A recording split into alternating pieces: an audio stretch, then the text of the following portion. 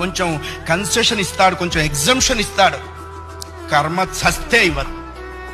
1000 ఆవులు 1000 దూడలు ఉన్నాయి. దూడల కట్లు విప్పాం.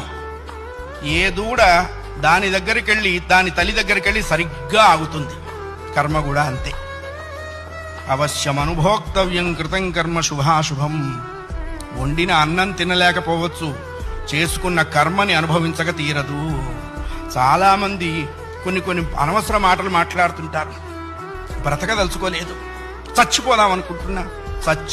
చావునేటువంటిది ఏదో ఏటీఎం కార్డు పెట్టంగానే డబ్బులు వచ్చినంత ఈజీ అనుకుంటాడు. నువ్వు అనుకోంగానే చచ్చిపోతే నువ్వు చేసిన కర్మ అంతా ఎవడు అనుభవిస్తాడు? కర్మానుభవం అనుభవించడం కోసమైనా అది నిన్ను బ్రతికిస్తుంది. నీ ఇండివిజువల్ ఐడియాస్తో నువ్వు బ్రతకవో ధర్మశాస్త్రం చెప్పింది.